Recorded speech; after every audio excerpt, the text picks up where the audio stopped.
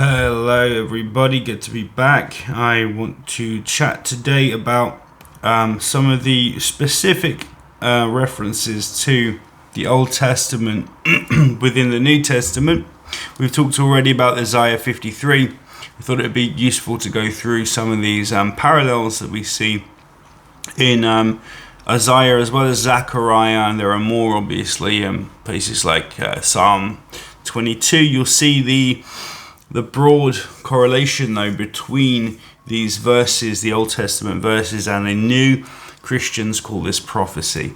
It is much more likely to the rational mind that these are just typological kind of pesha, taking from old and putting into the new for reasons to consolidate the meaning here and to make it truly a meaningful to Christians in this new phase of Judean, this new messianic Judean religion. So your suffering servant, the introduction here, the suffering servant passage in Isaiah 13 and 53:12 has stood at the crossroads of Jewish and Christian interpretation of Isaiah. So you can find it in Isaiah. It's just Isaiah 53. Any search engine will know what you're looking for. For Jews, the servant has overwhelmingly been understood as Israel personified. Okay, this is important here. The nation suffering at the hands of empires, but ultimately vindicated by God. For Christians, the passage is seen as a prophecy fulfilled in the passion and resurrection of Jesus Christ. So the Messiah who suffers for the sins of many. This essay will examine the text of Isaiah, its broader literary context, and the two dominant interpretive traditions here. So the servant of Isaiah, what is this servant? Well, Jews will tell you something and Christians will say something else. The wider context of Isaiah, like 40 to 55, often referred to as second Isaiah, written down during the Babylonian exile, identifies the servant explicitly as Israel. Okay, is Isaiah 41:8-9, but you, Israel, my servant, Jacob, whom I have chosen. Okay, Isaiah 44:1-2, but now hear, O Jacob, my servant Israel, whom I have chosen. So Isaiah 43:3, he said to him, you are my servant Israel, in whom I will be glorified. So what's happening here is this servant is seen more broadly as Israel, the chosen land, the chosen people themselves. Thus the servant is not introduced as a mysterious individual, but as a collective nation. Israel, battered by exile, is given a mission to be a light unto nations, or light to the nations. So a collective suffering in Isaiah. Now listen to this. The historical Israel of the exile was humiliated, uprooted, and seemingly forsaken by God. Isaiah portrays this collective suffering in personal terms. Israel, God's servant, is depicted as unjustly despised and punished, yet designed to bring justice and healing to others. Destined. Hebrew prophetic poetry often personifies the nation as an individual. Israel is God's bride in Hosea 1-3, God's son in Exodus 4:22, in Hosea 11:1, and here it's God's servant. So the Jews specifically here are talking poetically. Jews in these times, in earlier than the New Testament, right? And certainly before Christ, you could say. They know what they're talking about, and this is their literature. So they are saying this is Israel. Okay, just in a mundane, let's look historically at these things kind of interpretation. Isaiah 53 is the most detailed and debated of the servant songs. It describes one who is despised and rejected, 53:3. Bears our iniquities, 53:4-6, is silent before his oppressors. Jesus, think of the New Testament here. Think of Matthew and Luke. 53:7, suffers unto death, but is later exalted. 53, 10, 12. This language suggests an individual, yet the poetic singular could still represent Israel as a whole. The ambiguity allows for multiple readings. So is it possible that Christians look in on this and say, well, look, this is the prophecy we've been waiting for. This is the chance we have to make this Messiah out of the Old Testament. Well, we know that Christians thought this way already. We've been through this. So Jewish versus Christian interpretations. The Jewish tradition, the servant is Israel again. The suffering servant is the Jewish people enduring exile, oppression, persecution throughout history. Commentators like Rashi in the 11th century and Ibn Ezra emphasize the national interpretation. All through Jews' history today, Jews on YouTube will tell you this is how they interpret their texts, and they are their texts. Israel suffers at the hands of the nations, but ultimately brings about knowledge of God, of the God of the world. Christian tradition, of course, the servant now becomes Jesus. The New Testament applies Isaiah 53 directly to Christ. And Christians, obviously, this won't be news to Christians. I just want to show you that there's an interpretive embellishing here, an overlay now of a Christian worldview on these older texts. So Acts interprets the lamb-like silence of the servant as Jesus. Peter, 1 Peter 2:22-25 echoes, he bore our sins, right? Matthew 8:17 quotes Isaiah 53:4 regarding Jesus' healings. Clement does the same. For Christians, a servant unjust suffering, death and vindication aligns with the crucifixion and resurrection. Okay.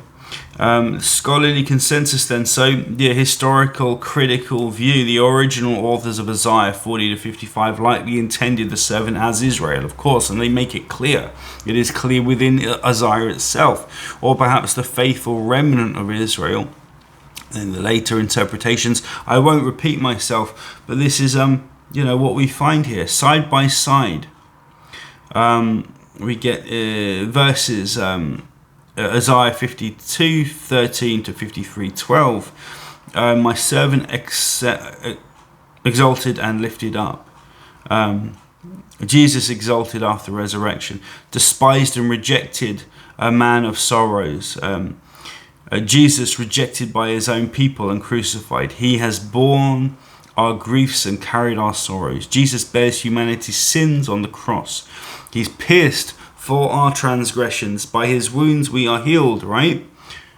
Jesus brings healing, spiritual healing, right? So all of this stuff is just a pastiche of Isaiah. Isaiah, like a lamb led to the slaughter, he opened not his mouth. Jesus silenced before Pilate and Herod. Okay. 53:9 made his grave with the wicked, with a rich man in death. Jesus is buried in Joseph of Arimathea's tomb. The will of the Lord shall prosper. He bore the sins of many. This is Isaiah. Jesus' sacrificial death brings salvation to many. Pesha typology. So the suffering servant was most likely intended in its original 6th century BC context as Israel personified. Okay, the Christian interpretation of the servant as Jesus reflects the openness of the text's poetic imagery, one. So it's ambiguous, so you can draw these kinds of connections if you want, and its resonance with the experience of an innocent sufferer bringing redemption. The enduring power of Isaiah 53 lies precisely in its polyvariance, a national metaphor that later readers could apply or reapply to an individual figure of profound spiritual significance.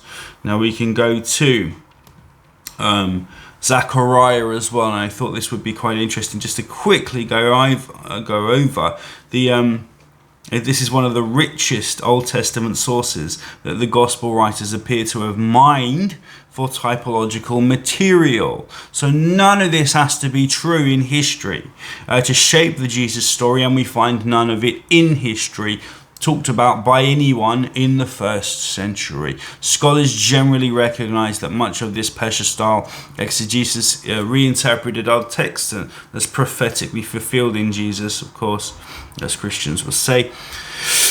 So there are a number of things here. I'll just go to the betrayed shepherd, Zechariah 11, 12, 13. Listen to this. So Zechariah, the prophet is valued at 30 pieces of silver. Right, who else is this prophet here in Isaiah? But who is valued at 30 pieces, or who is betrayed at 30 pieces of silver, which are thrown here to the potter in the house of the Lord, right? Well, Matthew, Judas betrays Jesus for 30 pieces of silver. Later, the money is used to buy the potter's field. Yeah? Matthew even explicitly but incorrectly attributes this to Jeremiah, though the closest text is Jeremiah. Jeremiah, but the closest text, is Zechariah. Okay, the pierced one, Zechariah. They will look on me, the one they have pierced, and they will mourn for him. Okay, again applied directly to Jesus on the cross in John 19:37. They will look on the one they pierced.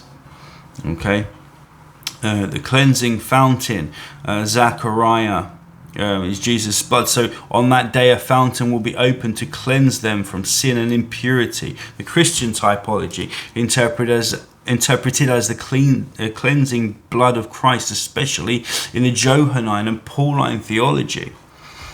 Okay, and what are they doing? Quote mining the Old Testament all the time. The branch, my servant, the branch, he will branch out and build the temple of the Lord. The Christian typology here understood messianically as Jesus, who builds the new temple, who is the new branch, not made with hands, right? This root and branch metaphor is in quite a lot in the New Testament. It goes on, there are 8 different examples here you can just pull from Zechariah. I'll just go through the key points. The only explicit reference, though this is the Mount of Olives as well, the Mount of Olives, explicit reference in the Hebrew Bible comes from Zechariah. It appears in Zechariah's apocalyptic vision of the day of the Lord, Zechariah 14, 1-5, and where Jehovah comes to fight against the nations. Okay, the imagery of God's feet standing on the Mount of Olives and the mountain splitting is apocalyptic and cosmic. But here, the gospel reuses this geography. So Jesus gives his Olivet discourse, Mark 13, Matthew 24, Luke 21, on the Mount of Olives. His triumphal entry begins from the Mount of Olives in Mark and Luke. His arrest happens in Gethsemane at the foot of the Mount of Olives. Okay, the ascension in Acts 1:12 is also placed on the Mount of Olives. This is literature.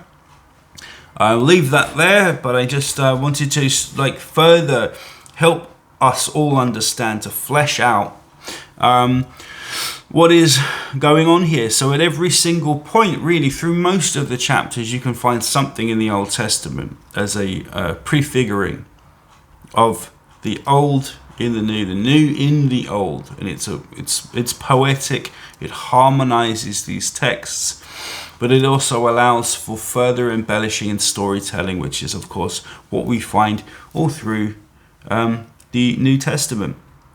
So I will leave that there, and we'll have a good time continuing these videos. Again, from today I'm going to try and put one out every day, so please stay tuned.